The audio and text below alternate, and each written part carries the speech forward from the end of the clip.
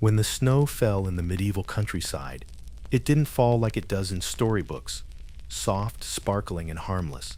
It fell like silence made visible. It fell like hunger in the shape of snow. It blanketed the thatched rooftops, turned dirt paths to ice-rutted hazards, and buried firewood that had run low long before Christmas. And somewhere under that snow, crouched in the flickering orange light of a nearly dead hearth, were the peasants. Not nobles in furs, not kings in castles, but the people with chapped fingers and hollow cheeks. The people who had spent summer sweating through the harvest just to barely survive winter. This is their story, a story told not in triumph, but in stubborn endurance, in frozen breath, in cabbage soup, in cloaks mended 3 times over, in the quiet suffering of ordinary people whose names were never written down. And tonight, we'll follow them. We'll walk barefoot across the frozen thatch of a poor cottage roof. We'll kneel beside the ash-filled hearth. We'll look into the faces of a family gathered for warmth, one blanket between them, and no promise of spring. So lie back, close your eyes, and let the world fall away like snow. Let's journey to a time when survival wasn't guaranteed, and see how peasants, ordinary, forgotten, resilient peasants, endured the cruelest season of all. Before you get comfortable, take a moment to like the video and subscribe, but only if you genuinely enjoy what I do here, and let me know in the comments where you're tuning in from and what time it is for you. While it's always fascinating to see who's joining us from around the world, imagine a winter where there is no thermostat, no woolen socks from a department store, no insulated boots, no running water, no electricity, just you, your family, and the cold. Not a romantic, December snow globe kind of cold, but the long, creeping kind. The kind that seeps in through the cracks in your timber wall. The kind that numbs your toes before dawn and gnaws at your bones until Easter. Now imagine you are poor. Your food stores are nearly gone. Your livestock may not make it. Your roof leaks when it sleets. And yet, you must live. How did they do it? How did they keep their babies alive, their elders warm, their bodies fed? Tonight we'll answer that. Not with statistics, but with story. We'll explore every layer of peasant winter survival. The fires, the food, the clothes, the faith and the fear, the quiet rituals passed down over centuries, the stubborn habits that kept them alive. No heroics here, just humanity, wrapped in whatever scraps they had. A medieval peasant's home wasn't a refuge from winter. It was a place where winter lived with you. Most cottages were made from wattle and daub, a crude lattice of wooden strips, coated with a mix of mud, straw, and animal dung. It was meant to insulate, to keep out the elements, but in truth, it barely held back the wind. When snowstorm winds howled across the fields, the wind didn't just rattle the shutters. It came through the walls. It slipped beneath the door. It crawled through unpatched gaps like a patient invader. At dawn, frost clung to the inside of walls. Breath hung in the air like mist, and if you pressed your hand to the wood, it was as cold as the grave. They tried to fight it. They stuffed rags in the holes, packed moss in the beams, nailed old cloth to windows. Some smeared animal fat into wall cracks to block the wind. But it never worked completely. In homes like these, cold wasn't a season. It was a presence, a slow, creeping thing that wrapped itself around sleeping children and kissed the fingertips of the elderly, a thing that had to be endured, never defeated. There were no bedrooms, just one room for all. At night, the family would gather in a huddle, often sleeping on a pile of straw or a worn-out mattress stuffed with reeds. The mattress lay close to the hearth, though not too close. The fire was too precious to burn all night. They didn't sleep under duvets or thick quilts. Most used heavy woolen cloaks, coarse linen sheets, or old clothing sewn together into a patchwork. Some had nothing more than burlap sacks. The rule was simple: sleep close. Mother, father, children, and sometimes even grandparents shared the same bed space. Their bodies were the insulation. If one had to rise in the night, the warmth escaped like steam from a broken pot. Clothes were rarely removed for sleep. In winter, peasants slept in what they wore that day: wool tunics, stockings, hats, and all. There was no luxury in changing into something comfortable. Survival was the only comfort. And in some homes, the animals slept inside too. The hearth wasn't just for cooking. It was the soul of the household. It was where the heat lived, where stories were told, where hope was rekindled each dawn. But firewood was limited. Forests near villages were usually controlled by lords or monasteries, and gathering wood without permission could result in fines or worse. So peasants burned carefully. Every log, every stick, every scrap of peat or dung was accounted for. Mornings began with reviving the embers from the night before, stirring the ashes to find a glowing coal, feeding it gently until it sparked again. Sometimes there were none left, and fire had to be begged from a neighbor.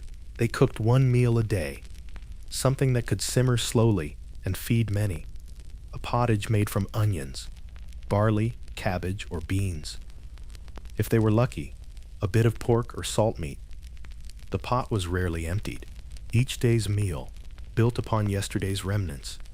Evenings were spent around the fire, not for leisure, but for warmth. Children pressed their feet close. Mothers spun wool. Fathers mended tools, or sat silent in thought. The fire flickered, casting shadows on the rough walls, and everyone stayed close, listening to the crackle as if it whispered survival itself. Windows in peasant cottages were small, often no more than a hole covered by animal bladder, oiled parchment, or in rare cases, glass. In winter, these holes were a weakness. Wind blew through the coverings, ice formed on the edges, and any heat from the hearth was sucked outward, so they were blocked, covered with cloth, or stuffed with straw. Light was sacrificed to preserve warmth. The result? Homes were dark, dimly lit by the hearth and a candle if they had one. Candles were handmade, dipped tallow, smoky and foul-smelling. Oil lamps were rare luxuries. Most homes had one at best. Darkness reigned after sunset. Children played in the shadows. Elders squinted. Tasks that needed precision, like mending, spinning, or reading, if one could read, were rushed before the sun disappeared. And the night? It was long, especially in the dead of winter, when daylight might last just a few hours. The walls did more than fail to keep out the cold. They told stories. Every peasant home bore scars, of harsh winters past, of patched repairs, of leaking roofs. Some homes had charms hung near doorways, runes, iron nails, carved twigs to ward off evil spirits believed to travel more freely in winter. Others had crucifixes or saints' tokens nailed to the beams. And every family had tales of the black winter, of the year the well froze solid, or the baby who didn't make it through February. The walls echoed those stories. They absorbed them into their wood. Each creak was a memory, each gust a reminder, and every winter was another chapter. It may sound strange today, but floors played a role in winter too. Most peasants had dirt floors. Yes, bare earth, often uneven and damp. Some scattered straw or rushes across the floor to keep it dry and provide minimal insulation. The straw absorbed moisture, mud, and waste. It had to be changed regularly, though regular in a peasant's world might mean once a month. In wealthier peasant homes, there might be planks laid over the earth, or stone slabs in certain regions. But even then, the floor was cold as ice. Some families dug a small depression in the center to trap wind-blown ash from the hearth or collect runoff water from snowmelt. Others simply lived with the seep. Children walked barefoot. Shoes were not wasted indoors. They knew to step carefully, avoid the puddles near the door, and sleep away from the draft. The cottage had no chimney. Smoke from the hearth rose into the open rafters and drifted out through a hole in the roof if there was one. Often, it simply pooled at the top of the room, blackening beams and coughing down on the people below. It stung the eyes, it lingered in the lungs, but it also served a purpose. That smoke killed fleas, preserved meats hanging from the rafters, deterred mice from scuttling too close, and perhaps most importantly, it warmed the air just enough to help. Some historians argue that the smoky, sooty air may have prevented worse cold. Others point out the lung damage, the stunted breathing of the young and elderly. Both were true. Survival always came at a cost. In the harshest winters, Survival meant inviting the barn indoors. Peasants sometimes kept chickens, goats, or a small pig. In winter, those animals were brought into the house, not for sentiment, but for strategy. Animals gave off body heat. Chickens huddled under benches. Goats were tied near the hearth. Pigs slept curled in corners. Their presence was warmth, however slight, and their waste, collected in buckets and carried out each morning if it wasn't frozen. The smell was strong, but no one complained. Complaining was a luxury. Warmth was not. Waking up in winter was an act of bravery. The straw mattress was cold, the air colder. Children hesitated before lifting the blanket. Parents stirred slowly, rubbing their hands for circulation. First task, stoke the fire, if it hadn't died. If the fire had gone out, the walk to a neighbor's cottage for hot coals was dreaded. It meant facing the outside, the wind, the ice, and shame too. Shame for having let it die. Then came water, if it wasn't frozen. The bucket by the door often held solid ice by morning. Fetching fresh water from the well meant breaking the surface, sometimes hacking with an axe. Then the day began. Milking the goat, feeding animals, stirring the pot, spinning wool, all while shivering. And so it went, day after day, until the sun stayed a little longer, until snow melted in the eaves, until the cold began to loosen its grip. The medieval peasant's home in winter was not a place of comfort. It was a space of resistance, a fragile shell between body and death. But it was also a place of endurance, of shared warmth, shared silence, and quiet strength. And when the snow piled high, and the wind howled through the fields, and every breath fogged the air in front of your face, you pulled your children close, fed the fire one more time, and waited for spring. Because sometimes, survival is the greatest story of all. Before the first snow ever touched the earth, the peasants were already racing against time. In a world without freezers, fridges, or food shipments, survival through winter meant one thing. What you stored was what you lived on. If the harvest was bad, winter was a sentence. If it was good, it still had to last 5 months or more. So they preserved, carefully, creatively, and often desperately. The barn became their pantry. The cellar became their lifeline. And every dried root, salted cut, and smoked hunk of meat was a prayer tucked into the rafters. Let's begin with the humble root cellar. Not every peasant had one, but those who did were blessed, by design or accident, with nature's own refrigerator. Beneath the cottage, or dug into a hillside, the root cellar stayed just above freezing, cold enough to delay rot, but not so cold as to freeze the produce and burst its insides. There, they kept the food that mattered most: turnips, onions, carrots, beets, cabbages, sometimes even apples or pears, if they were wrapped in straw and placed just right. They lined them in straw, stacked them in baskets, and buried some in sand. There were tricks passed down over generations. If one apple spoiled, it had to be removed quickly. Rot spreads like gossip, the old saying went. Even the placement mattered. Cabbages were hung upside down. Beets were placed on wooden shelves, never touching earth. Garlic was braided and strung near the ceiling, away from moisture. Each vegetable was a gamble. Some winters, you opened the door and breathed in sweet, clean cold. Other winters, you opened it and smelled decay. When that happened, you wept, but quietly, because you couldn't afford the energy for grief. Salt was life, and like life, it was expensive. It could be harvested from salt flats, traded from coasts, or scraped from briny springs. But it was rarely plentiful for the peasant, so they used it wisely. Salt preserved meat. Without it, everything spoiled within days. A pig slaughtered in November had to be processed immediately. Strips were cut, packed in wooden tubs, and layered with salt until the flesh stiffened. Sometimes they added herbs, sage, garlic, thyme, not for flavor, but for their supposed preserving qualities. If done right, salted meat could last until March. If done poorly, it could kill. Peasants knew the difference by smell and feel. They trusted their hands more than words. A piece of pork too soft in January was thrown out or fed to the dog if there was one. And if there was no dog, well, hunger has a way of making choices for you. The rafters above the hearth weren't empty. There, meat was hung to smoke.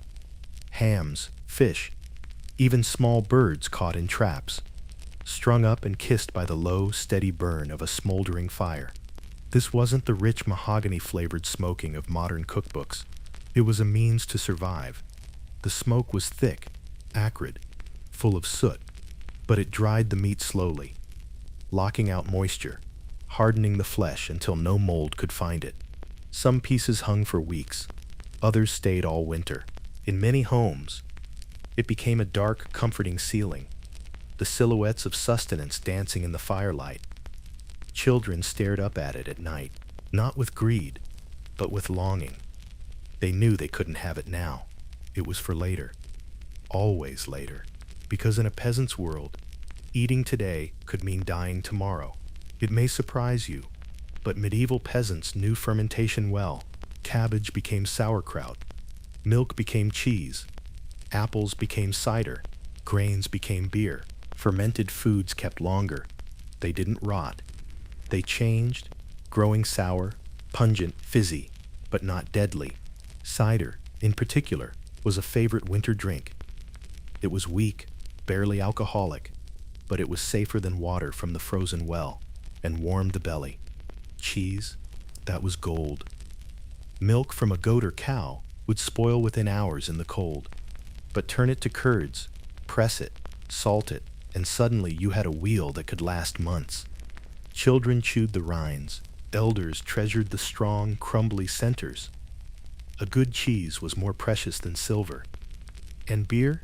Even young children drank it. Small beer, weak and nourishing, brewed from leftover grain mash. It was cloudy, warm, and tasted like survival. Some things were dried. Not all homes could manage it. But when the weather allowed, especially in autumn, fruits, herbs, and even mushrooms were strung and left to wither. Apples were sliced thin and hung on strings like garlands. Nettles were bundled and left to crisp. Mushrooms, gathered from woods with careful eyes, were laid out on racks and turned each day. Dried foods didn't take space in the cellar.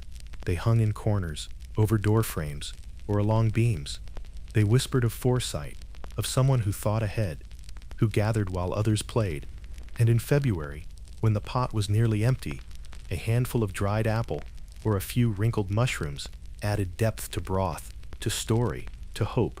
Despite everything, things went bad. Salted pork grew slick. Apples withered to mush.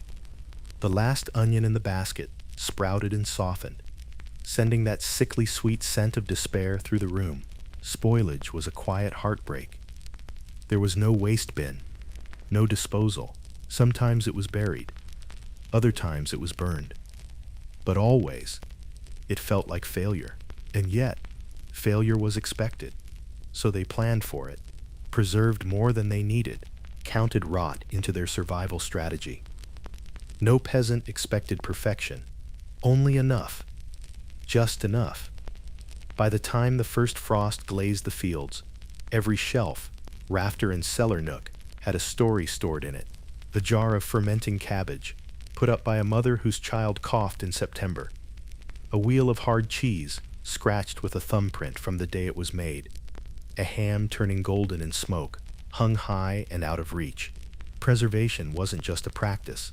It was a ritual of resistance. Against time, against hunger, against the cold that waited patiently at the door. And the miracle wasn't that everything lasted. It was that anything did at all. February was the cruelest month. Not December, with its frost and first snowfall. Not even January, when the cold deepened, but February, because by then, the food was nearly gone. The celebration of Candlemas was behind them, the promise of spring still weeks away, and every shelf, every jar, every smoked piece of hope had begun to vanish. In the medieval calendar, it was known by many names: the famine weeks, hunger season, lean tide, Every village had its own whispered term for it, and every peasant, deep down, feared it. Because February was when the planning ran out and raw survival began. Each morning in February began with a quiet ritual. The head of the household would lift the cellar hatch or unhook the pantry cloth. Sometimes it was the mother, sometimes the eldest son. But always, there was silence. Not reverence, calculation. How many cabbages left? How much salt pork? Did the last onion begin to rot? They would run their hand along the inside of the storage pots. Feel the dust where grain used to be. Tap the sides of the wooden barrel to gauge its hollowness. Nothing was counted by weight or measure. It was all done by feel. You could tell how much food remained by how heavy your breath became when you looked. And often, the answer wasn't said aloud. They would return to the hearth, kneel by the pottage pot, and pretend it would be enough. By February, the pottage pot became more broth than meal. The turnips were nearly gone. The leeks had dried out. The barley supply was a shadow of what it once was. So they stretched. They added hot water to yesterday's leftovers, thickened it with oats or old breadcrumbs. They scraped the bottom of the pan, boiled bones for hours to coax out every last ghost of flavor. Sometimes they added a spoon of vinegar or sour ale to fool the tongue, to make it feel like something new. If they had access to wild greens, nettles, chickweed, sorrel, they might chop them in, but that required foraging, and snow still blanketed the ground. When meat was used, it was more for memory than substance. One small piece, salted, boiled until the flavor melted into the broth, then fished out and saved for the next pot. It wasn't about eating. It was about pretending to be full, pretending it would last, pretending you weren't afraid. Children in February learned not to ask. They stared at the pot, then at their parents, then at their own hands. Small, chapped, sometimes cracked from cold. They ate slowly, not because they savored, but because it helped the illusion of fullness. Mothers whispered stories while feeding them, tales of warm summers and full baskets. Fathers sat silent, chewing thin broth like it was bread. In the worst homes, the children got more, the parents ate less. There was no debate. That's just how it was. And in many homes, the fire burned lower in February, because if you had to choose between burning wood or boiling soup, the soup always won.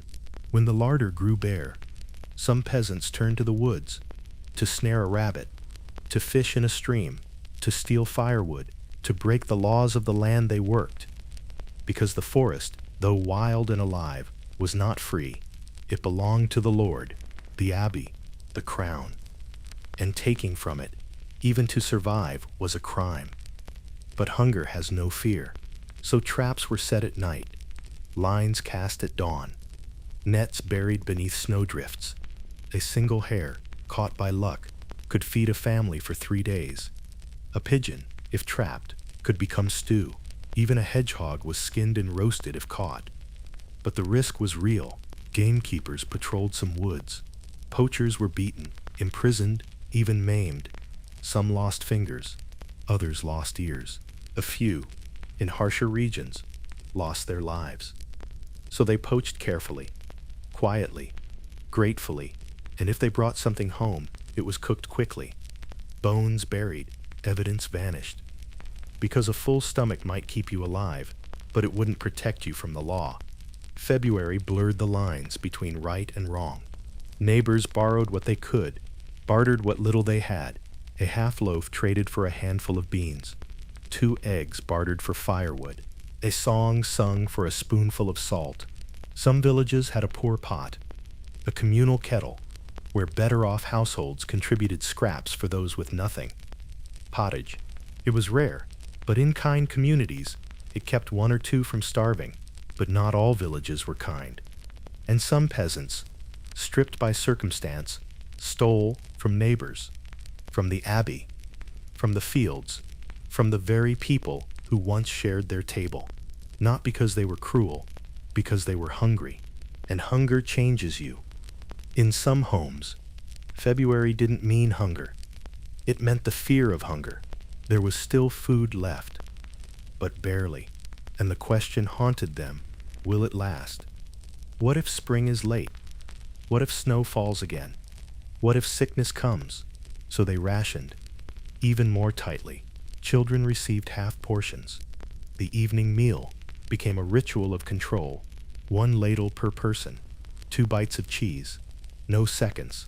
Fathers counted beans before they were added. Mothers cried while kneading flour that had to last a week. It wasn't the stomach that hurt most.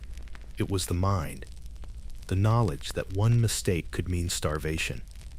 Starvation didn't always come loudly. It wasn't always emaciation or collapse.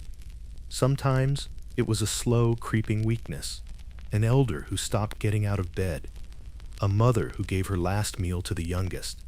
A child who coughed more than they should.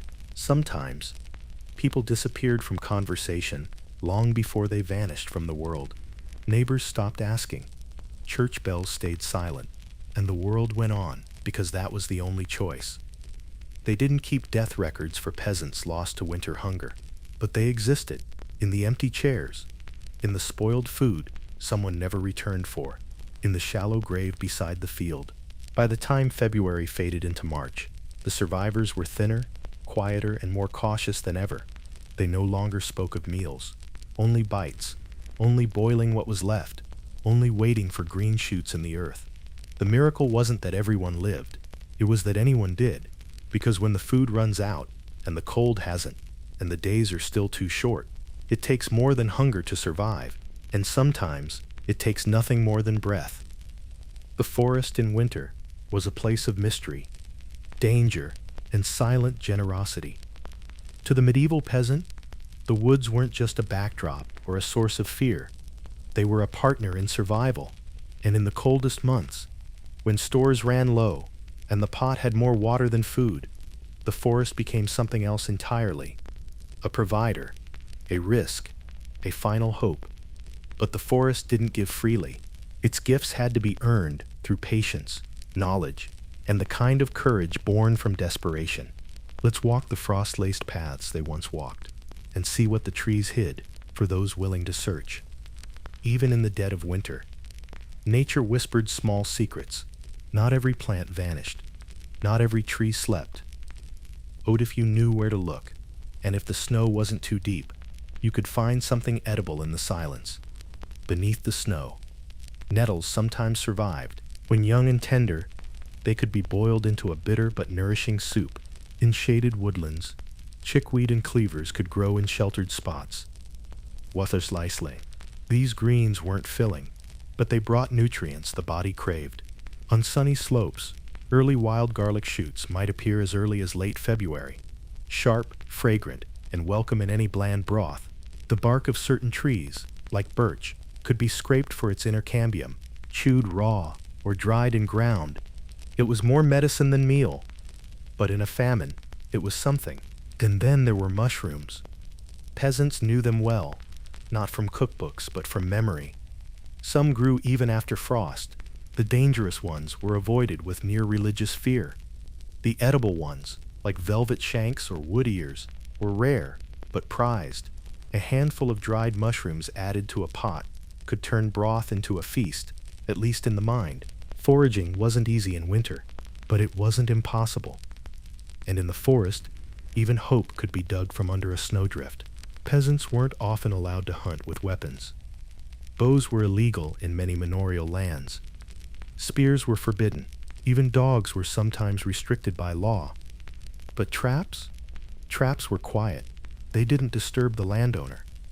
They didn't echo through the woods. And so, the peasant learned the art of the snare. Wire and string traps were set for rabbits. Small pits dug and baited for voles. Bird snares hung high for pigeons and thrushes.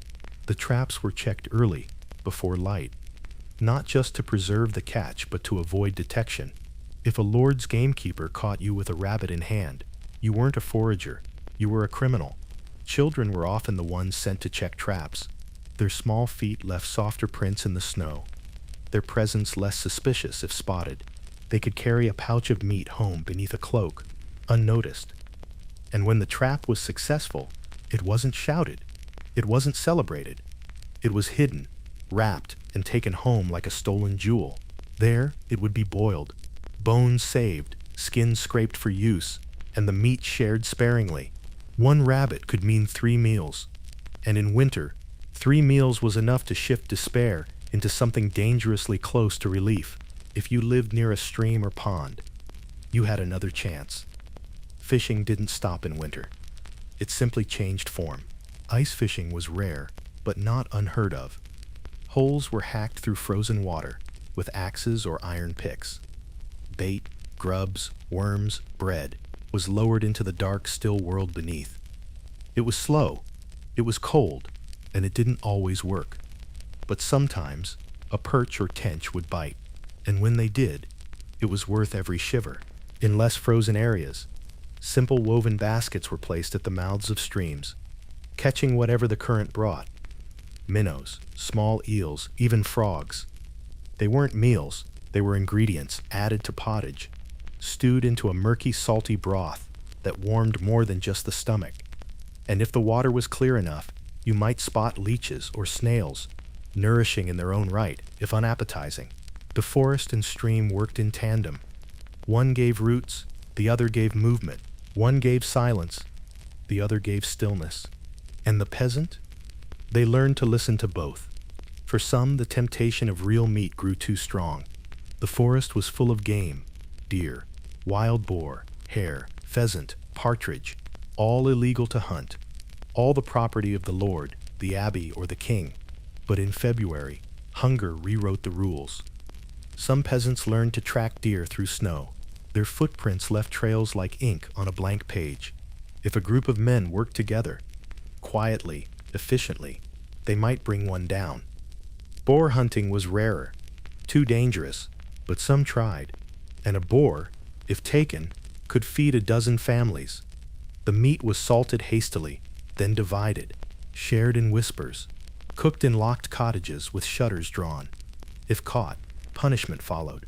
But if successful, it was a feast, a real feast, the kind of meal that reminded your body what warmth felt like from the inside out, and perhaps, for just one night, made you feel rich. The woods didn't just feed, they nurtured in other ways. Children gathered pine cones for kindling. Mothers collected moss to pack into wall cracks. Bark was stripped for cordage. Fallen limbs became firewood, when not forbidden. The forest gave more than food. It gave materials, medicine, and sometimes peace. For a man tired of tilling, the crunch of snow beneath trees offered silence. For a woman worn thin by the home, the sharp scent of pine was comfort. For a child with chapped fingers and a hollow belly, the first green leaf poking through frost was magic. Peasants knew the trees, knew the paths, knew when the crows flew lower than usual. Snow was coming. The forest wasn't feared. It was read, listened to, walked into like a cathedral. Even in February, even in hunger. Foraging in winter was not about abundance. It was about attentiveness. To spot a green sprout beneath snow. To hear the rustle of a rabbit before it fled. To know when the ice was thick enough to fish, but thin enough to crack. It was a knowledge born not of books but of breath. Because when the stores were empty and the pot near bare, the forest could still whisper, "I have one more thing for you." If you listened, if you looked, if you asked without pride, and sometimes the forest answered, not with plenty, but with just enough. It may sound impossible to feast in the middle of famine, to celebrate when your children's ribs show through their tunics, to gather when the pot has been half empty since January. But medieval peasants did, not because they were well fed, not because they were naive, but because ritual fed something hunger could not. And so, even in the depths of winter, the calendar brought days where the peasant world paused its grim daily rhythm and remembered joy, or at least tried. These days were feasts in name and in faith.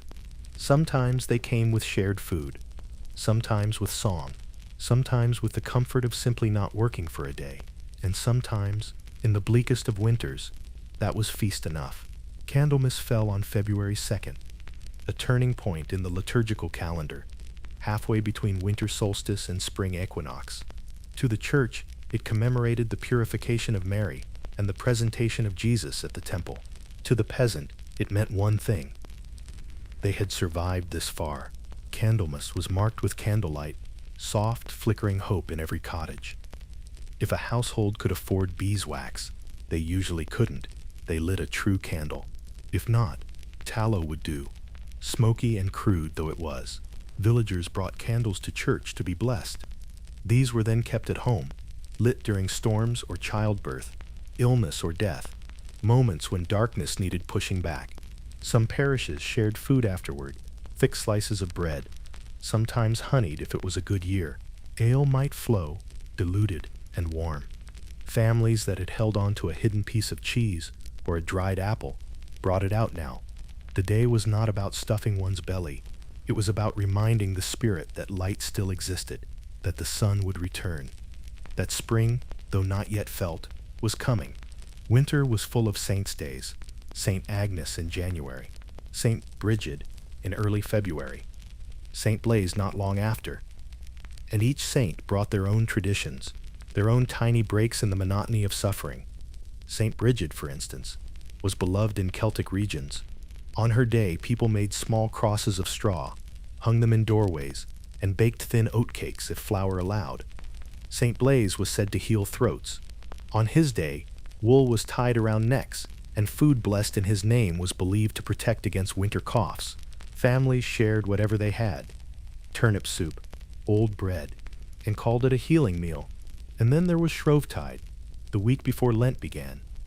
Technically late winter or early spring, depending on the calendar. It was the last opportunity to eat well before 40 days of fast. So peasants made pancakes, thin, eggless, often savory, cooked on iron griddles. Anything left, fat, butter, eggs, dried fruit, was used up, because come Lent, it was forbidden. And ironically, Lenten fasting was sometimes a relief. When hunger is forced by circumstance, it brings shame and pain. But when it's commanded by religion, it gives hunger a kind of dignity. Though technically part of the previous year, Christmas and the 12 days of Yule cast a long shadow into deep winter. By late January and February, the echoes of those brief celebrations still lingered.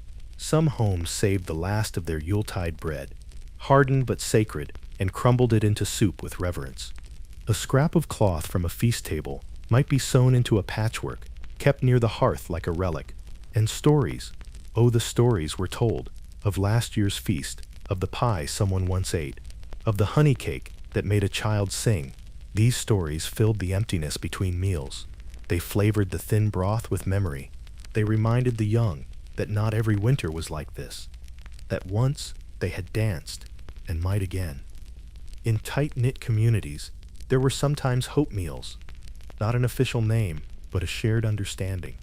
When a household was near starvation, neighbors gathered what little they had, a potato here, a bit of barley, half an onion. Someone boiled water, someone stirred, and together, in silence or soft prayer, they ate. These were not joyful events, but they were deeply human. Because to share in famine is to resist isolation, to say, you are not alone in this cold, in this hunger. To say, we survive as many, or not at all, and even if each person received only a spoonful, it was enough. Enough to warm, enough to bond, enough to get through one more night. Make no mistake, these were not feasts as the nobles knew them. There were no roasted birds, no silver platters, no wine, but there was something else, meaning. Each holy day gave the winter shape. Each saint's day gave suffering context. Each small celebration was a defiant reminder that hunger couldn't have everything. The church calendar, strict and ever-turning, gave peasants something to hold on to, a rhythm beyond the cold, a drumbeat of faith against the silence of snow. And sometimes, when the pottage was thin and the belly hollow, a prayer carried more weight than a loaf. Feasting in famine was never about fullness. It was about flickering candles on dirt floors. It was about voices raised in song when mouths were dry. It was about choosing to celebrate, even when everything screamed not to. Because hunger gnaws at the stomach, yes, but despair, it eats the soul.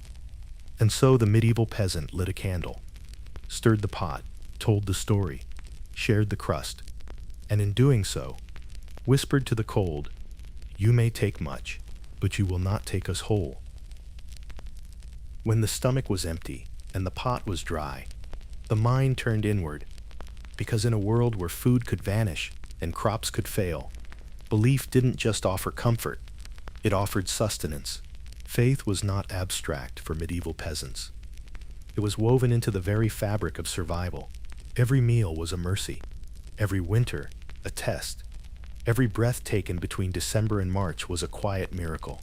And so, when the body could not be fed, the soul was, not with bread, but with ritual, with fasting, with visions, vows, and sacred repetition. Let us enter that space now. Not the larder, but the chapel.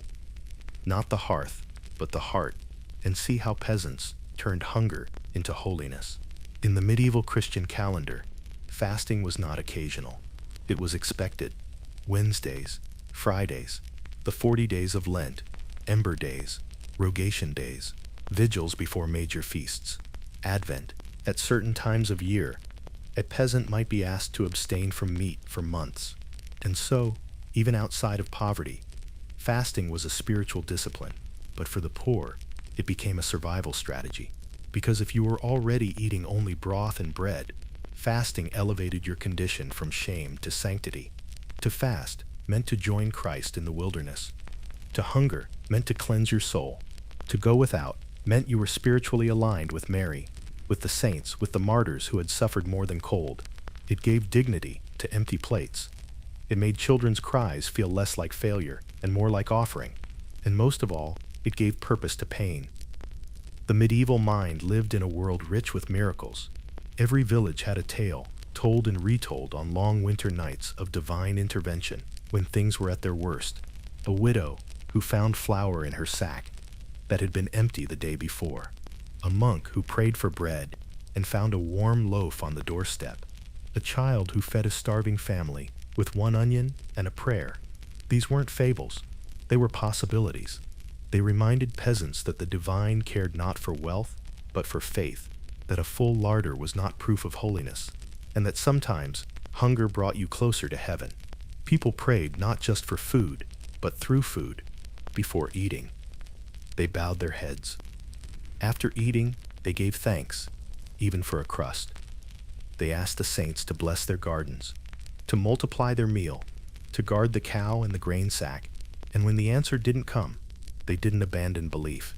They fasted more, prayed harder, sang louder, because for many, faith was the only thing they had left. Blessing food was more than etiquette, it was protection. The sign of the cross made over bread, holy water sprinkled on the first meal of the year, grain brought to church to be blessed before planting, or meat on feast days. Even salt was blessed before being used in preservation. It was believed to ward off demons and decay alike. When you live so close to starvation, every crumb has value, and so each crumb was treated with ritual. Children were taught never to waste a grain of barley. Spilled flour was swept up carefully, not because it was messy, but because it was holy. And in this way, belief transformed the mundane into the sacred. The pottage pot became an altar. The wooden spoon, a liturgical tool. The family meal, a mass. Certain saints were invoked more often in winter than any other season.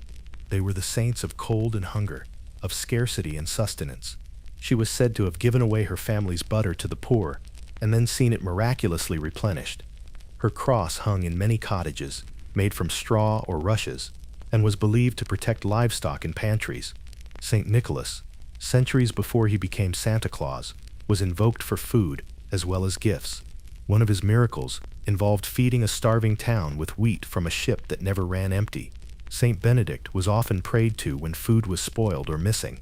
Each saint was a companion, each shrine a reminder, each prayer a bridge between the rumbling belly and the listening heavens.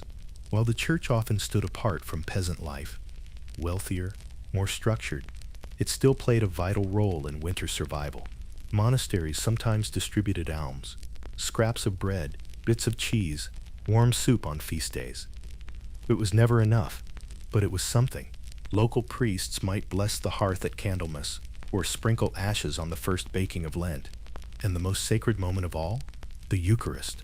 To receive the bread and wine, body and blood of Christ, was nourishment in the deepest sense. It didn't fill the belly, but it filled the spirit. And for many, that was the only meal they could rely on. It is a strange truth that deep hunger can alter the mind. In some cases, peasants reported visions, saints appearing in dreams, Mary speaking through candle flames, voices heard in the wind. Were these hallucinations? Maybe, but they were also tools of endurance. A child who saw an angel promised bread might go another week with a lighter step. A mother who dreamed of Bridget's hand in hers might save the last crust without fear. A father who saw Christ in the coals of the fire might stop weeping in the dark. These were not delusions. They were acts of preservation, not of body, but of will. And in winter, will was half the battle. In a world where the ground offered no green, and the table no feast, the mind and the soul became the field. Belief was cultivated like wheat, prayer milled into ritual, hope baked into something warmer than bread. And though many bellies stayed empty, many spirits did not, because when food is scarce, faith becomes food. And for the medieval peasant, starving in February, cold to the bone, stirring a pot of near nothing, a whispered amen, a blessed candle, a memory of Bridget's kindness, might mean one more night, might mean one more morning, might mean that spring would still come. The wind didn't knock. It crept under the door. It slithered through the thatch. It slid across the floor like spilled milk and curled into the folds of whatever you wore. And so, for the medieval peasant, clothing was more than fashion. It was armor. It was insulation. It was the boundary between life and frostbite. But unlike nobles, who wore layers of velvet and lined cloaks, the peasant had only what they could make, mend, or inherit. And what they wore told the story of how they survived. The most important fabric in a peasant's winter wardrobe was not luxurious. It was wool, coarse, itchy, sometimes greasy with residual lanolin, but warm, miraculously warm. Wool kept heat close to the skin, even when damp. It was spun by hand, woven in village looms, and worn by all man, woman, child. Undyed and brownish gray by default, it was rarely cleaned. Washing wool in winter was nearly impossible. No running water, no way to dry it without freezing, so they wore it dirty, and often they wore it always. A wool tunic, a second wool tunic, layered on top, a third, if fortune allowed. The outermost layer was sometimes waxed with animal fat to repel snow. This gave the garment a stiff, weathered look. Less robe, more armor. Hoods were built into cloaks, draping over the shoulders. Hats, sometimes no more than a wrapped cloth, were worn day and night. Scarves were rare, but old sashes, or torn linen strips, served as neck coverings. For a peasant, style didn't exist, only strategy, and wool was always the strategy. Beneath the wool, if there was anything beneath it at all, was linen. Linen was lighter, easier to clean, and more comfortable. A long linen shirt or shift served as underwear and doubled as nightwear in some households. But in winter, linen was both blessing and curse. It offered little warmth on its own, but helped trap heat when layered. However, if it got wet through snow, sweat, or melted frost, it clung to the skin like ice. So peasants learned to change their linen, rarely, but wisely. A fresh linen underlayer might be saved for a feast day or a church visit. For most of winter, the same piece was worn again and again, patched when torn, boiled when lice became too unbearable. Children sometimes wore no linen at all, just wool tunics, short and rough, belted with old rope, their skin chapped and flaked, but their bodies adjusted, or didn't. The old and weak suffered most. For them, the linen wasn't just fabric, It was a thin barrier against death. Footwear was the greatest challenge. Shoes were handmade, usually from leather scraps stitched together. Soles were often thin, worn through by years of use. Waterproofing was attempted with fat or resin, but success was rare. In deep winter, shoes cracked. In thaw, they froze. In snow, they failed. Some peasants wrapped their feet in cloth. Others stuffed their shoes with straw for insulation. Children sometimes went barefoot indoors, curled on pallets to warm their toes near the fire. Socks, as we know them today, didn't exist. Instead, foot wraps were used. Strips of linen or wool twisted tightly around the feet and ankles, changed when wet, if there were dry ones to spare. And still, toes turned purple, heels split and bled. Frostbite was not diagnosed, it was endured. Peasants simply learned to walk through pain, to stomp their feet when tending animals, to press them near the embers while others slept. And when a neighbor lost a toe to cold, there was silence, not shock, only understanding. Hands did the work. They milked the goat, split the kindling, stirred the pot, and hands in winter suffered. Gloves were uncommon. Mittens, if they existed, were crude, knitted or felted if someone had the skill. More often, peasants tucked hands into sleeves, held them under cloaks, or wrapped them in rags. Chilblains were common, painful red swellings from repeated freezing and thawing. Cracks opened at the knuckles, bled when hay was lifted or water carried. Women rubbed their hands with tallow. Men blew on them constantly. Children warmed them under armpits, or sat on them to stop the ache. And always, they kept working, because frozen hands were better than idle ones. And in a world where warmth was scarce, movement was sometimes the only heat you had. Peasants were masters of layering. Not for fashion, but for function. The order mattered. Linen first, wool second, cloak last. Belt tied tightly to trap heat at the core. Some women wrapped their midsection with wool strips. Makeshift corsets not for beauty, but to protect the stomach from the cold. Children were wrapped in whatever was available. Sometimes their mother's old dresses, sometimes sashes sewn from feed sacks. Layering wasn't just physical, it was psychological. To wrap oneself well meant hope. To tighten a belt meant control. To adjust layers carefully meant defiance against the cold. And each morning, to rise and dress again in the same garments as yesterday was not resignation. It was ritual. And ritual is its own kind of resistance. It's worth noting, these clothes, rarely washed, soaked in smoke, sweat and grease, carried a smell, a heavy, animal smell, of bodies lived in, of earth clung to, of fire never far from the skin. But that smell was not shameful. It was the smell of endurance. And in crowded cottages, among coughing children and snoring elders, it became a familiar thing, a blanket of scent that said, "We are still here. We have not frozen. We have not fallen. We have dressed for war, and winter has not won." To walk in a medieval peasant's shoes, if you were lucky enough to have them, was to walk wrapped in story, a tunic sewn by your grandmother, a cloak borrowed from a cousin, a belt passed down from a father long buried beneath snow. Each layer held warmth. Each thread held memory. Each morning, as you dressed in resilience. Because in winter, the cold didn't care about your name, but your clothes remembered who you were, and they whispered, "Hold on a little longer. Spring is coming."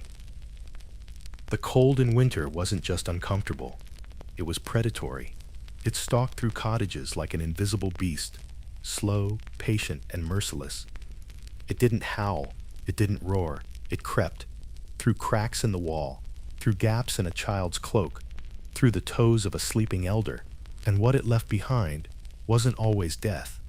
Sometimes it was something worse: pain, weakness, infection, loss.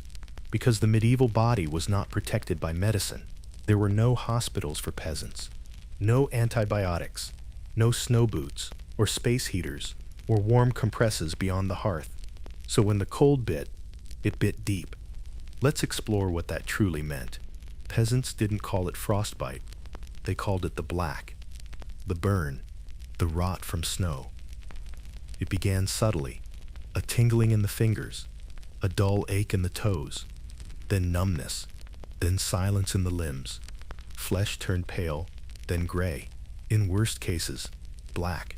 If caught early, warmth could restore blood. A fire, a hot stone wrapped in cloth, a hand placed beneath the arm. But often, it wasn't caught early, because survival demanded labor, fetching water, breaking ice, tending animals, walking miles in snow to barter a sack of oats. There was no choice, so they worked through numbness, and when blackness set in, they hid it. There was no surgeon to turn to. Amputation was not practiced in the village. Some wrapped the wound in boiled cloth and ash. Others soaked the limb in warm ale, or prayed to Saint Martin of Tours, believed to heal skin diseases. But the truth? Most simply waited. Waited for pain, for rot, for a toe to fall away. And they kept working, because even limping, you had to feed the fire. Not every injury came with drama. Many were quiet, persistent aches, redness that throbbed, skin that split open in lines like dried earth, a constant itch that burned worse than heat. These were chilblains, caused by rapid heating and cooling. They plagued hands, ears, noses, and feet. Children cried from the pain. Elders sat with their hands in their laps, afraid to move. Peasants fought back with what they had: goose fat rubbed on fingers, onion paste smeared on cracks. Warm water, if available, followed by wrapping in linen and wool. And if all else failed, distraction. A story, a song, a game of counting cracks in the ceiling while someone rubbed your toes. The body adapted, not by healing, but by enduring, by saying, "This pain will not stop me from milking the goat tomorrow." Winter came with lungs full of fire. The cottage was filled with smoke, no chimney, only a roof vent or hole in the wall. The hearth smoldered constantly, drying clothes, warming broth, blackening beams. And in that smoke, the lungs suffered. Children developed deep coughs, rasping, barking, wet. Elders wheezed in the night, unable to breathe while lying down. Women stirred soup with one hand and pressed cloths to their chest with the other. They called it the winter grip, the deep wheeze, the cold lung. In reality, it was often bronchitis, pneumonia, or tuberculosis, but there were no names for those in a peasant's world. There were only remedies, passed down like inheritance. Boil leeks in honey, burn dried rosemary, rub lard and mustard on the chest, drink hot cider with garlic, sleep sitting upright, wrapped in wool, with a firestone at your feet, and always pray. To Saint Blaise, protector of throats, to Saint Agatha, for lungs, to the Virgin Mary, for mercy. Sometimes it helped, sometimes it didn't, and if someone died, the others kept coughing. Perhaps the cruelest irony of all was this, that in the coldest months, peasants burned with fever, from infection, from sickness, from exhaustion. The signs were clear. The child grew flushed, even as frost formed on the window. An elder stopped eating. A mother muttered to herself in the night. Eyes glazed, sweat beading on her forehead. The fever took them to strange places. They raved. They hallucinated. They moaned and wept in beds stuffed with straw. Peasants had no thermometer, no name for viruses, but they had traditions. Wrap the sick in onion skins, lay elderflower under the pillow, fan them with birch branches, place iron scissors under the bed to ward off spirits. Some bled the fevered, others purged them with bitter herbs. And if the fever passed, it was called a miracle. If it didn't, the house fell silent for a few days, and then carried on. Despite the bleakness, peasants had a surprising arsenal of home remedies. Not because they were doctors, but because they had to be. By firelight, women crushed herbs, sage, thyme, garlic, nettle. They brewed teas and stews that soothed sore throats and warmed cold stomachs. Ash poultices for wounds, burned wool for toothaches, boiled cabbage leaves applied to the chest for cough. They whispered over pots, sang as they stirred, believed deeply in the power of plants because sometimes it worked. And even when it didn't, belief itself was balm. To do something felt better than nothing. To sit idle while a child shivered, that was unbearable. So they brewed, rubbed, wrapped, and whispered, "Stay with us. Just one more night." No one wrote about the mother who rubbed cracked feet with goose fat, or the child who carried water for hours despite numb fingers, or the old man who gave up his blanket without a word. But these were the true healers. The peasants had no physicians, no warming centers, no charity clinics. They had each other, and the wisdom passed from hand to hand, like fire cupped in a palm. It didn't always cure, but it always cared. And sometimes in winter, care is the medicine that keeps the soul from freezing. The cold attacked without mercy. It stiffened joints, blackened toes, burned lungs, took children in the night, and left mothers rocking in silence.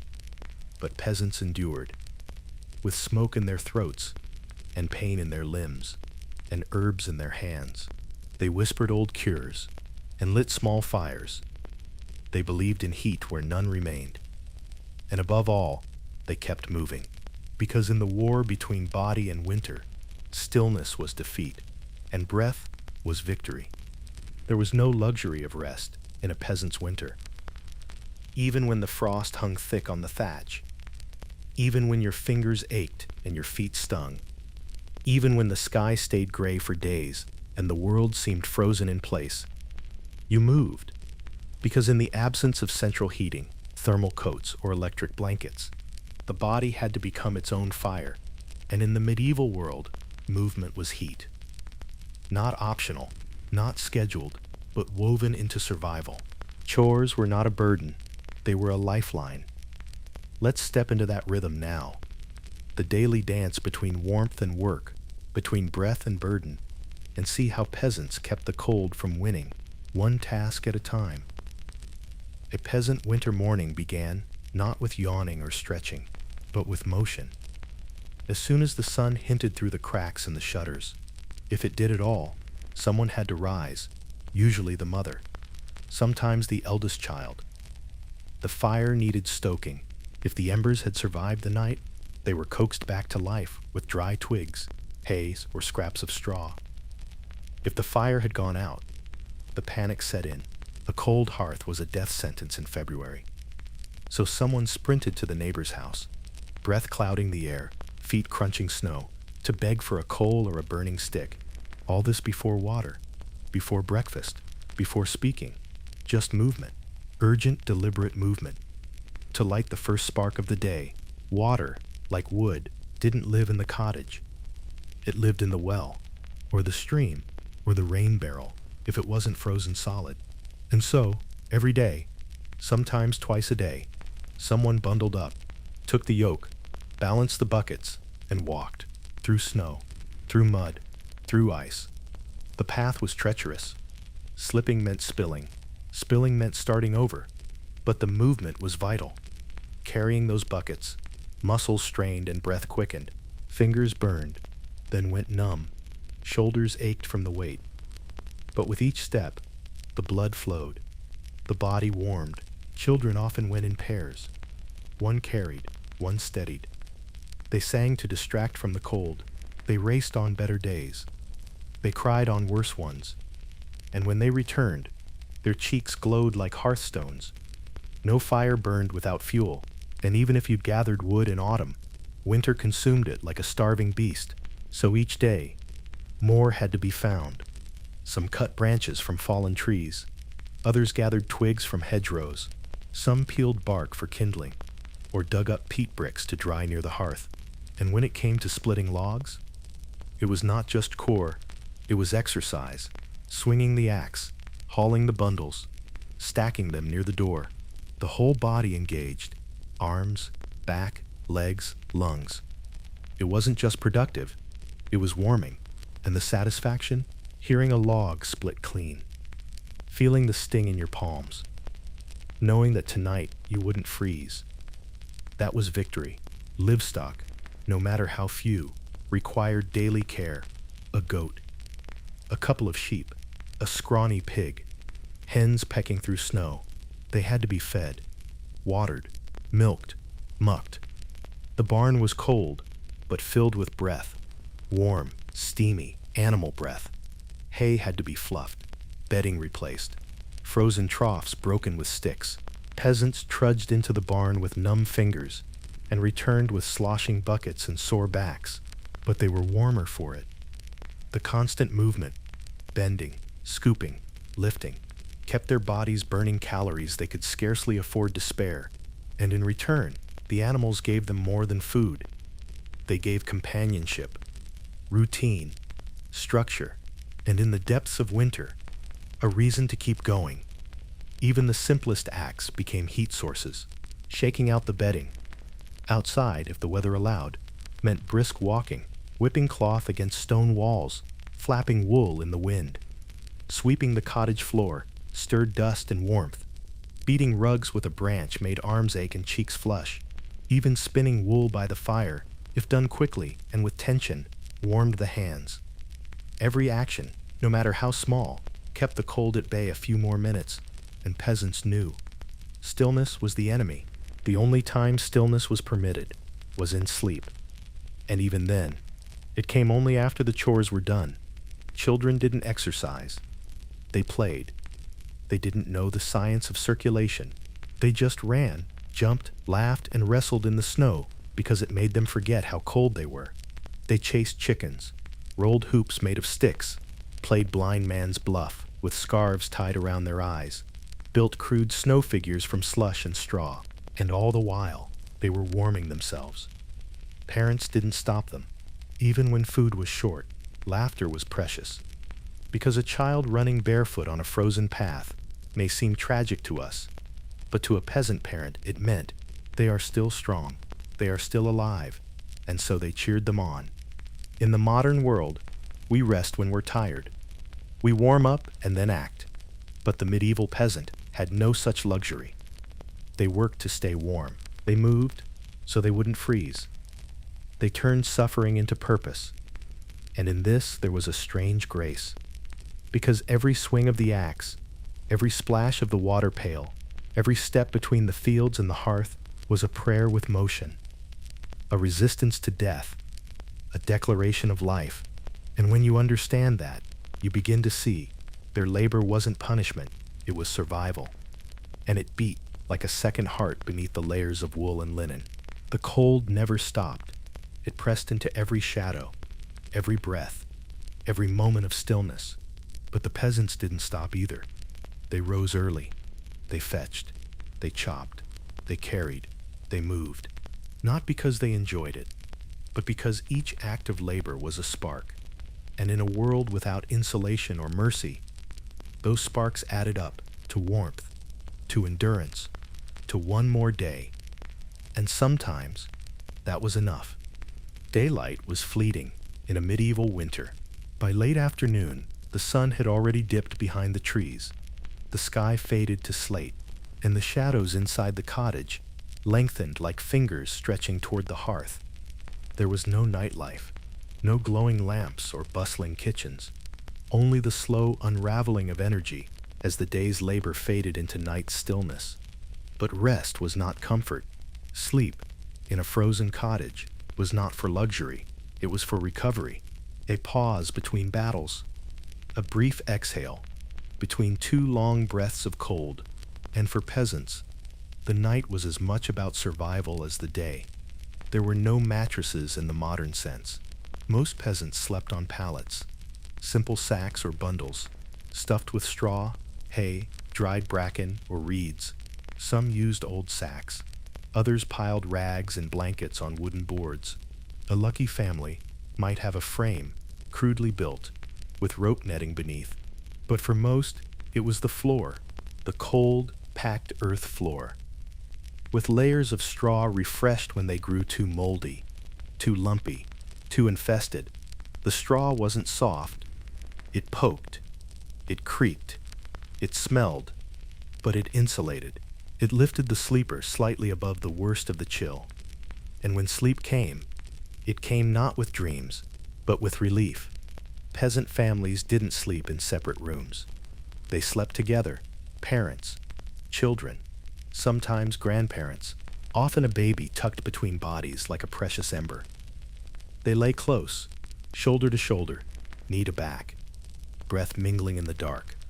There was no privacy, but there was warmth. Shared body heat was the only reliable furnace.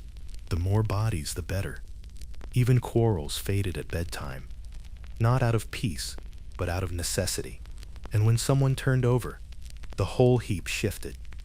When someone rose to relieve themselves, the cold air swept in and was cursed by all. But still, they shared the space without question. Because in winter, loneliness was coldest of all. Covers were patchwork at best. A single wool blanket might serve 4 people. Old cloaks were repurposed as quilts. Worn-out clothing became padding. Some homes kept furs, rabbit, fox, badger, stitched crudely into throws. But these were rare, often inherited or bartered. Feathers were nearly unheard of in peasant homes. Down bedding was the luxury of monasteries and lords. Instead, peasants learned to layer. First, they slept fully clothed. Then they piled anything they had, cloaks, sacks, shawls, old curtains, over their legs and torsos. Feet were hardest to keep warm. Children often wore 2 pairs of foot wraps to bed. Some placed hot stones at their feet, wrapped in cloth and heated by the fire. Others curled into fetal positions, limbs tucked tightly, and still, the cold bit through. But the difference between biting cold and killing cold was those few, ragged layers. By nightfall, the hearth had dimmed. Fuel was precious, firewood rationed. Some families fed the flames throughout the night. Others let it fade to embers and prayed the coals would survive until morning. Ash was piled over the coals to preserve heat. In the early hours, someone would rise, usually the mother, and dig through the ash with bare fingers, hoping to find just enough glow to coax it back. The faint warmth of those embers was often the only heat in the room. The walls were cold, the floor colder, but the coals, softly glowing, held the memory of the day's labor, and everyone slept with one ear tilted toward the hearth, listening for its silence. A medieval winter night was not quiet. Children coughed, babies whimpered, elders muttered in dreams. The wind howled through the cracks in the wall and the spaces around the shutter. Sometimes the snow slid from the roof with a soft thump. Sometimes a rat scratched in the straw. Occasionally, a dog barked outside, or worse, didn't bark at all. But inside, within the human pile, there was also softness, the murmur of a lullaby, a whispered prayer, the slow breath of a father whose body still steamed from the day's labor. These were not the sounds of peace, but they were the sounds of endurance, and they filled the cottage like a second kind of fire. Some nights, despite the exhaustion, sleep evaded them. The cold kept the body too alert, the ache in the back too sharp, the stomach too hollow, and so they stared at the roof beams, watched the shadows on the wall, listened to the wind. Sometimes a child asked for a story. Sometimes an old woman hummed a tune from her youth. Sometimes no one spoke at all. These hours, long and dark, taught patience, because dawn would come eventually. The rooster would crow. The frost on the inside of the window would catch the first light, and someone would move, and the house would breathe again. But until then, they simply lay still, together. Not sleeping, but not alone. Before bed, many families prayed, not just for warmth, but for protection. They crossed themselves, whispered pater nosters, invoked the saints. They asked that their hearth would not go out, that their cow would not die, that the snow would not crush the roof, and for the children, that they would wake up in a world where death could come silently in the night. Faith was a blanket all its own. It couldn't stop frostbite. It couldn't fill the belly, but it soothed the mind. It softened the fear. And so, under layers of wool, with ash-covered coals glowing faintly nearby, they closed their eyes and trusted the dark. Sleep in a peasant cottage was not rest. It was refuge. A pause between hunger and toil. A window into dreams that never quite melted the frost. But it was also strength, because to close your eyes in that cold to trust that someone would stir the fire in the morning, to reach out in the dark and feel the warmth of a sibling, a parent, a spouse.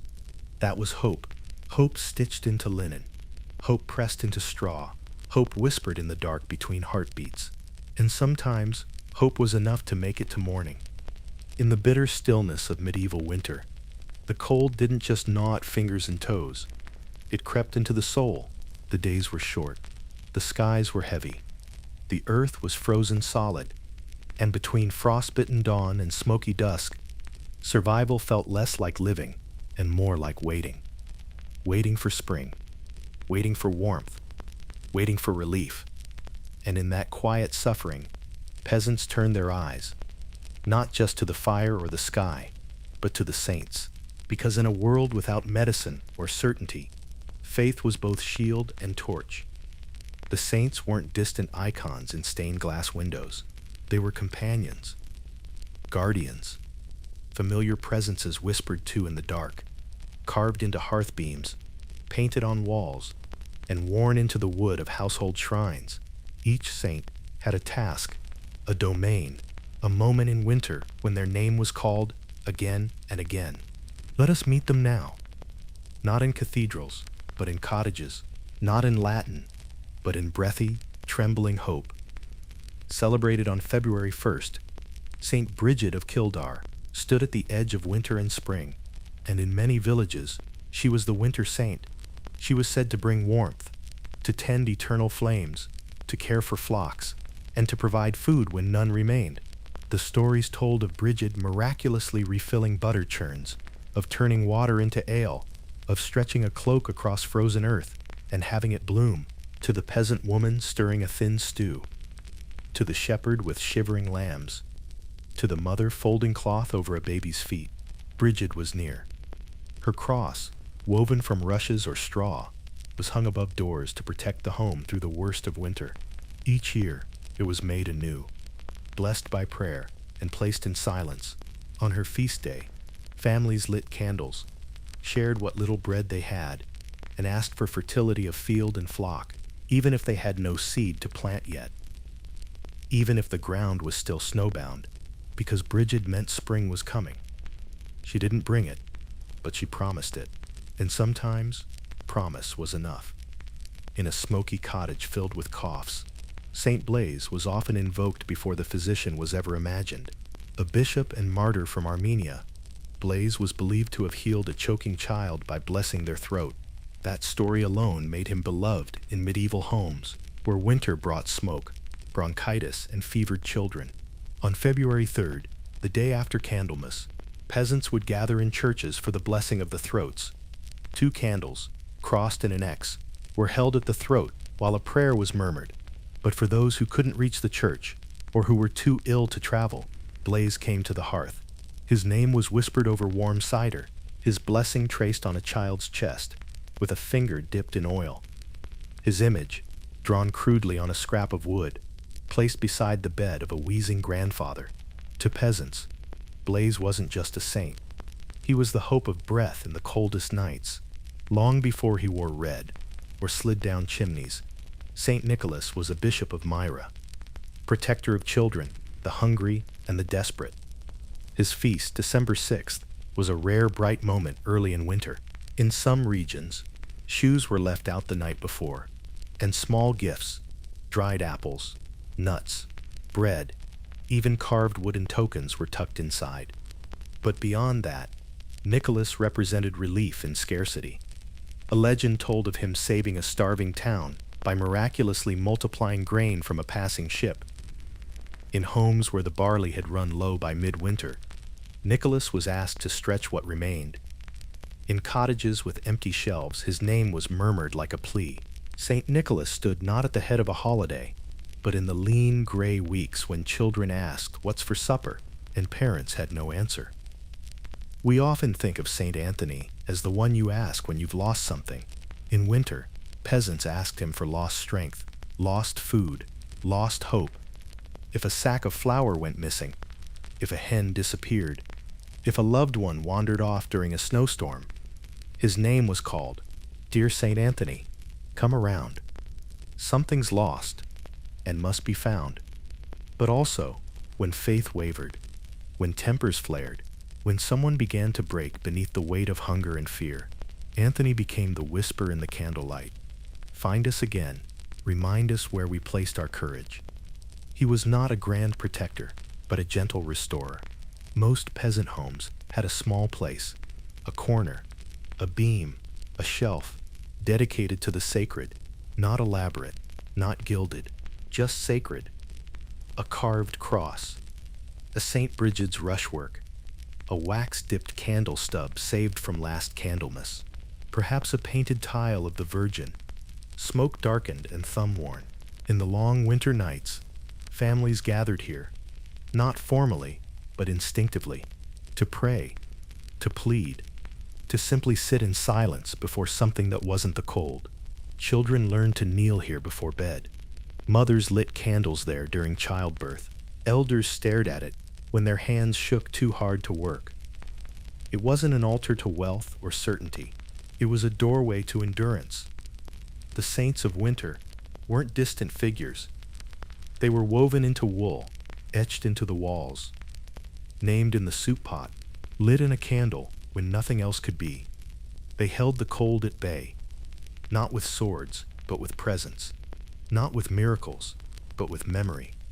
And as the snow fell, and as the fire dimmed, and as the belly ached, the medieval peasant whispered, "Bridget, keep our hearth, blaze, guard our breath.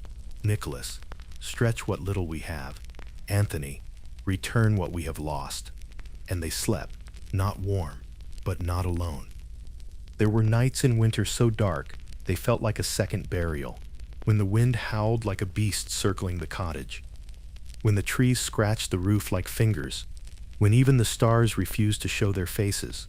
And in those nights, a simple candle flame became a shield. For the medieval peasant, light was never just light. It was power. It was prayer. It was protection. And the absence of light, true, aching darkness, was not just frightening, but dangerous, because in winter, darkness was where spirits walked, where demons whispered, where old stories came alive. And so, they lit what they could, and believed what they must. Candles were precious in peasant homes. They weren't factory-made, nor abundant. Most were dipped by hand. Tallow if you were poor, beeswax if you were blessed. Tallow smoked and stank. Beeswax burned clean, but was too costly for daily use. A single candle might be used for weeks, lit only for important moments: birth, prayer, death, or danger. And when it burned low, it wasn't discarded. Its stub was pressed into the wall near the hearth, saved, relit again and again until nothing remained but wick. Lighting a candle in the dead of winter wasn't just for vision. It was to say, we are still here. We push back the dark, even if just an inch. We remember what warmth looks like. On February 2nd, Candlemas brought the light back. The church blessed candles on that day, symbols of Christ's presence and protection. People brought what they had to be consecrated: stubby ends, half-melted ones, even rushlights made from dipped reeds. These candles were then used throughout the year, in moments of fear, trångamblet, during childbirth, in thunderstorms, at a sickbed, when wolves were heard in the woods, or when the fire threatened to die in the night. A blessed candle was more than wax. It was a ward, a guardian, a piece of light that remembered heaven, even when the hearth forgot its warmth. The flickering light of a single candle created movement in the shadows, and peasants watched those shadows closely. A shadow that danced too high meant a visitor was coming. A flame that bent low and wouldn't rise meant a bad omen. If a candle sputtered 3 times without wind, someone nearby was ill or cursed. Some families told tales of the candle spirit, a small, unseen creature who played in the wick and warned the family of things to come. Children were taught not to point at flames, not to mock them, and never to let them go out on purpose, because once the flame was gone, what else might come in with the dark? The hearth itself, glowing dimly in the night, had its own rules. It was never to be spit into, Ash was never to be taken out after sundown. Doing so could carry your luck away. If a log popped and cracked loudly, it meant an argument was brewing in the family.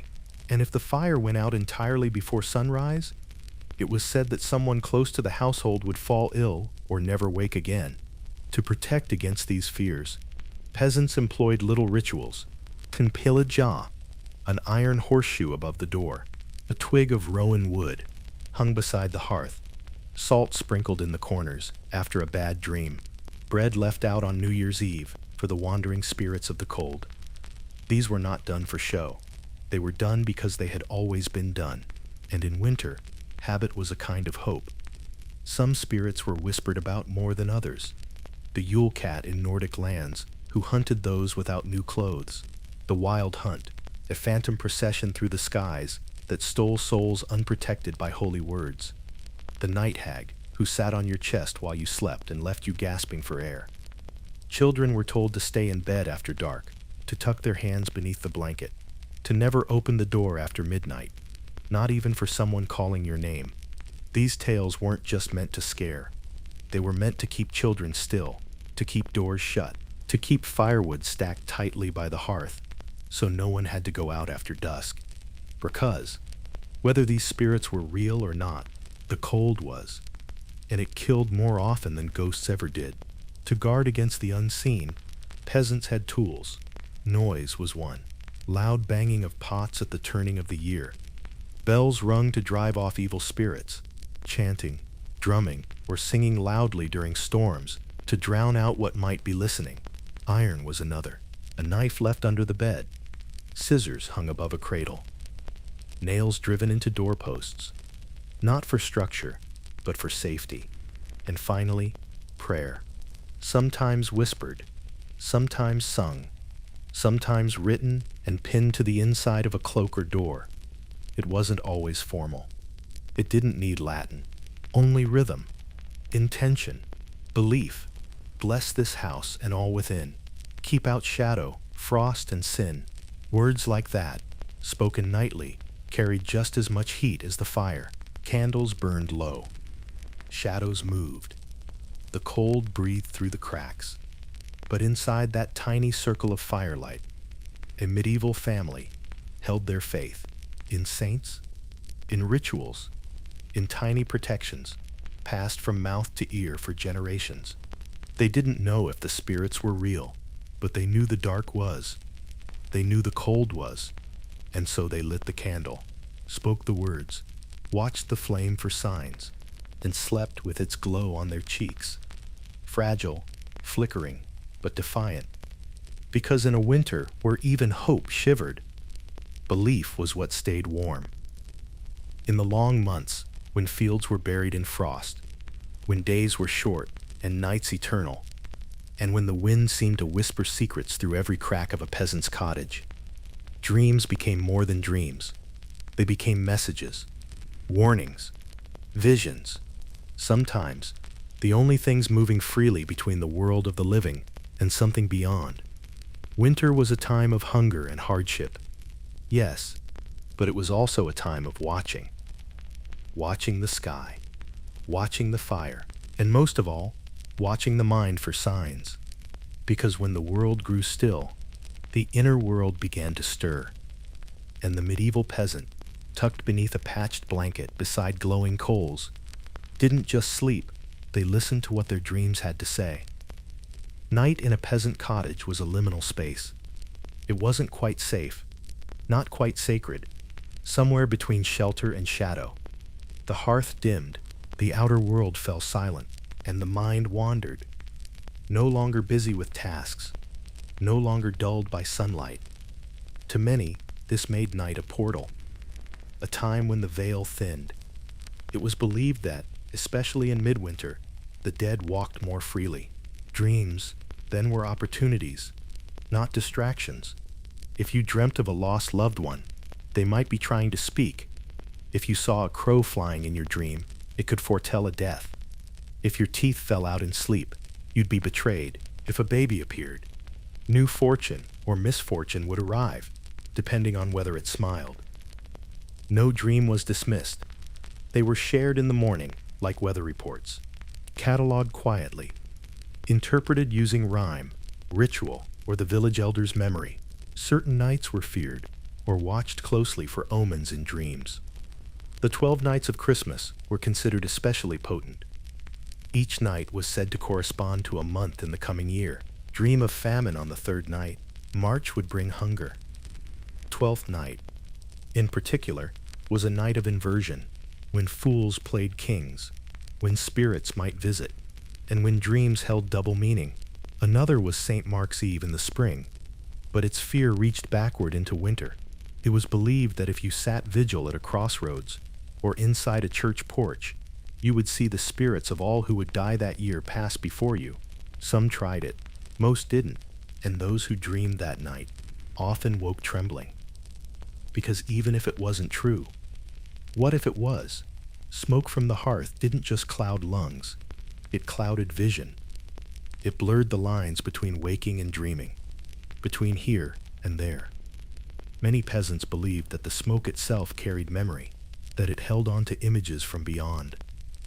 It was said that if you stared too long into the curling shadows above the fire, you might see Khan, a warning figure, cloaked in shadow.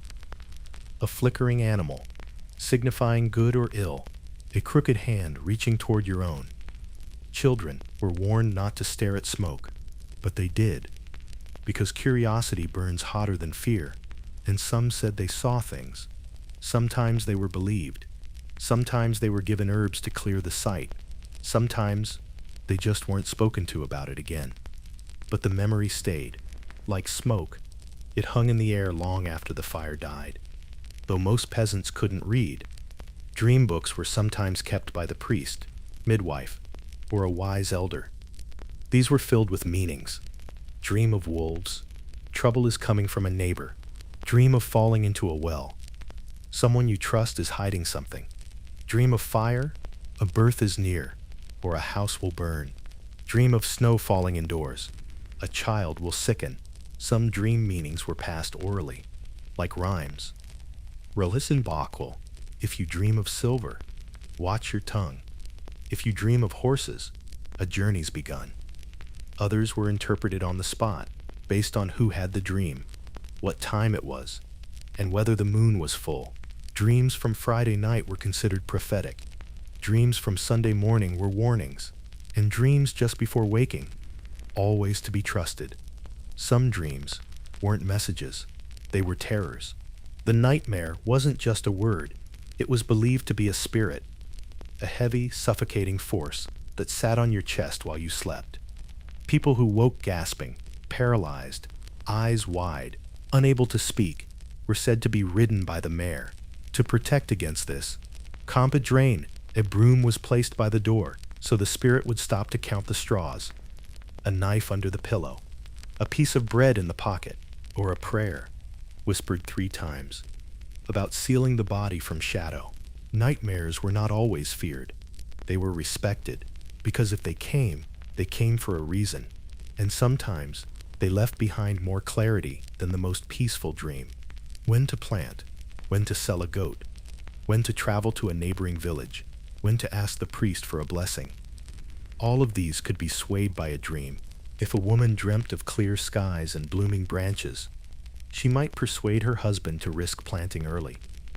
If a man dreamt of his deceased father shaking his head, he might delay the barter of their last sack of barley. Dreams held weight, not because they were always true, but because they came from somewhere unknown. And in a world where few things were certain, and even fewer controllable, a dream was guidance. Even if it was wrong, it was something to follow, and sometimes that was all you needed. In the frozen hush of a medieval cottage, when the fire had dimmed and the wind scraped the shutters, the mind did not sleep quietly. It stirred. It reached. It remembered things never seen, and in that sacred space between waking and not, peasants found stories, signs, and strength. They believed in dreams, not because they were fools, but because in a world of hard ground and harder days, the only place soft enough to yield truth was often found behind the eyelids. And when they woke, They carried those dreams like embers in their hands, fragile, flickering, full of meaning. Because in winter, even the mind must wander to stay alive. Winter, for the medieval peasant, was not simply a season. It was an ordeal, a long passage, a quiet battle.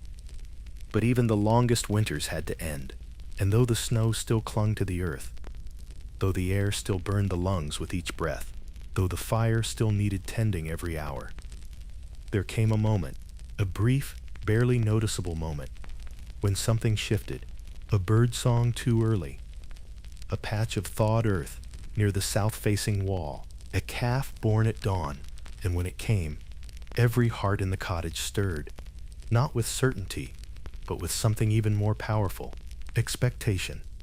Let us walk together through that fragile moment, when the body was still cold, the cupboard still sparse, the sky still gray, but hope somehow had begun to bloom. The first and most powerful sign of spring's approach was the light itself, though February and early March still bore the chill of death. The sun began to rise just a little earlier each day. Children noticed it first, when morning chores were no longer done entirely in darkness, when the chicken coop could be seen without a candle stub, when water shimmered instead of sat dull and black. The returning light didn't bring heat yet, but it brought promise, that the days were growing longer, that the earth had not forgotten to turn, that this long tunnel of frost did, after all, have an end. Peasants noticed how smoke from the hearth drifted differently in brighter mornings, how frost patterns on the window shifted shape, how shadows inside the cottage changed their reach by the hour. It wasn't spring, but it was spring light, and that was enough to lift a weary spirit. Long before the snow melted, the sound of the world began to change. The creak of frozen branches turned to a softer sway. The wind, once shrill and cruel, grew curious again, rustling instead of howling. Peasants listened, because in a world without clocks, nature was the clock.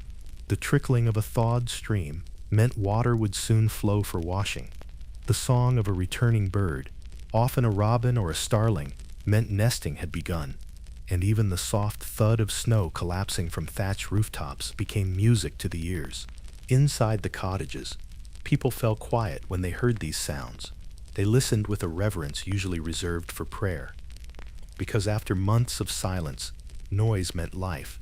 Though the fields were not ready, and the ground still held its frost beneath a crust of thawed mud, signs emerged. A sprig of nettle near the barn, tiny buds on the edge of a willow branch, moss suddenly greener than it had been in months. Children poked at the dirt with sticks, marveling when their hands no longer numbed on contact. Mothers checked corners of the cottage for leaks and drainage, preparing for meltwater. Fathers tested the strength of their boots, knowing soon they'd be walking longer distances to barter and trade again. And when the first flower emerged, sometimes a snowdrop, sometimes a crocus, the entire village knew. It was as if the world had whispered, softly, "Not yet, but soon." As the earth softened, so did the prayers. Winter prayers had been about survival, about holding on, about enduring. Now, slowly, they became prayers of beginning, blessings for seeds not yet planted, chants to wake the fields, songs sung during threshing, even when there was little to thresh. In some villages, the Plough Monday tradition marked the symbolic start of the agricultural year. A plough was dragged through the town, not to work the land yet, but to bless it. Boys dressed in ribbons, men sang songs, small coins were scattered, if anyone could spare them. It was pageantry, yes, but it was also preparation of the spirit, because spring demanded energy, courage, belief, and the peasants, though weary, were preparing to hope again. Even before the thaw, women began to clean. The soot darkened corners, the mold in straw bedding, the creaking door hinge, frozen too long. It was instinctual, a kind of nesting in reverse, clearing the winter away, inch by inch. Garments were washed. If the ice broke long enough to draw water, pallets were emptied and restuffed with fresh straw. Herbs dried in rafters were checked for rot. This was not just about cleanliness. It was about control, about doing something. In a season that had taken so much, even these small acts felt like rebellion. We are still here, they seemed to say. And we are making room for something new. One of the truest signs that winter was cracking came from the barn. New life. A lamb born before dawn, a litter of piglets in the straw, a chick, still damp, nestled beneath a mother hen. These weren't just animals. They were omens, symbols, reasons. Children knelt beside the lambs in awe. Women sang old cradle songs as they rubbed warmth into shivering calves. Men stood silently, watching their breath rise with the animal's own. Every heartbeat was a candle relit, and the cottage, which had known months of restraint, now echoed with new sounds. Preble, pleats, preble, the slap of small hooves, laughter that hadn't been heard since November. It was still cold. There was still hunger. But life had returned. Spring doesn't arrive all at once. It tiptoes in, through puddles, through birdsong, through dreams that feel a little lighter. And for the medieval peasant, whose hands were cracked, whose cloak still smelled of smoke, whose belly still growled, spring arrived not with abundance, but with permission to believe again. The soil was still hard, but their hearts had already begun to soften, because sometimes it only takes one bud on a branch, one candle burning longer than expected, one chick blinking in the straw, to remind them you've made it. Winter has loosened its grip, and the earth is ready to love you again. And now, we've come to the end of winter, not the one marked on calendars or in the scribes' dusty books, but the real winter, the one endured by people whose names we'll never know, by mothers who kept the fire burning through the night with only hope and scraps, by fathers who rationed the last onion so their children could have soup 3 more times, by children who learned to laugh with cold fingers and cracked lips. This winter wasn't marked by dates. It was marked by weight. The weight of hunger, the weight of silence, the weight of a snow-covered roof over a dirt floor. And still, they endured. They endured the frozen water buckets, the blackened fingers, the smoke-filled lungs, the frost that crept through the walls as if it had a mind of its own. They endured the coughs in the dark, the gnawing in their bellies, the prayers whispered when even prayer felt like too much. They endured not because they were strong in the way we imagine heroes today, but because they had no choice. Because the next season might be better. Because the children might grow. Because the earth might forgive and bloom again. And so they waited. They worked. They watched.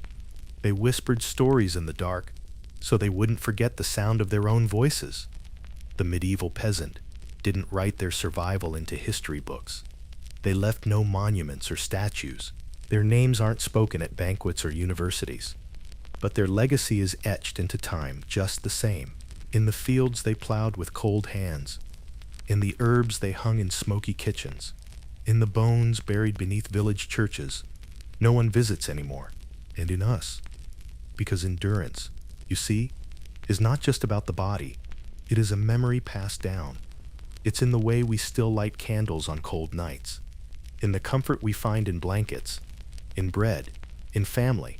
In the stories we tell ourselves when the dark feels long.